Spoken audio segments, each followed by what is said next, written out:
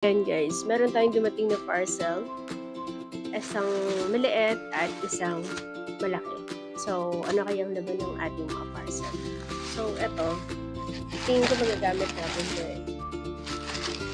Buksan natin. Tingnan natin kung anong laman. So, lagyan na natin dito yung mic natin. Okay. So, alam niyo ba, sendo ko lang sa inyo. Marami kasi yung mga nagtatanong sa atin. Bakit daw tayo nag-business? Magkalang meron naman tayo nagkakakitaan, diba? At bakit tayo kapag-isip? So, bakit natin naisipan na mag-business? So, buksan natin tong parcel na to. Tingnan natin ito kung ano.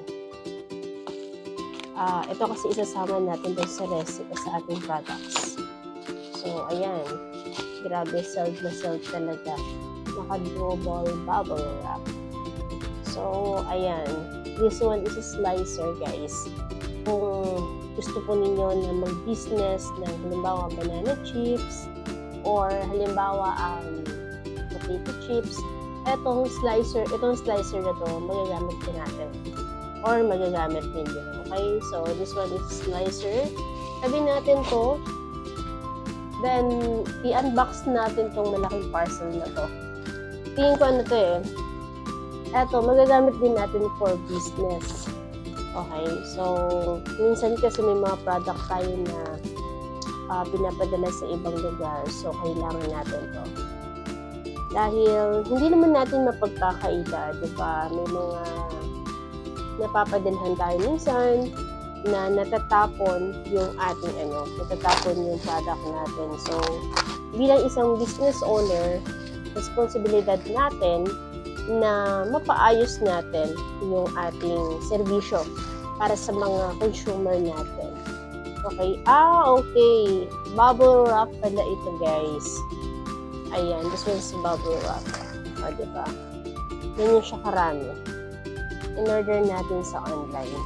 So, may magagamit na tayo para sa ating pagpapadala ng ating product sa iba't ibang lugar. So, I think kukulangin ko to eh. Pero, ito lang muna siguro. So, yun.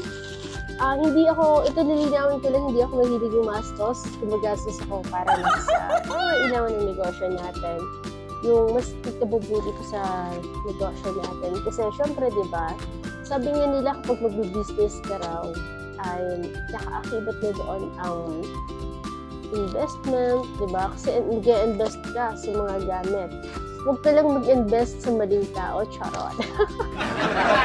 By the way, so eto, ready na yung bubble wrap natin sa mga mag-order ng product natin. Sure ako na safety na yung mararating sa inyo. Bye!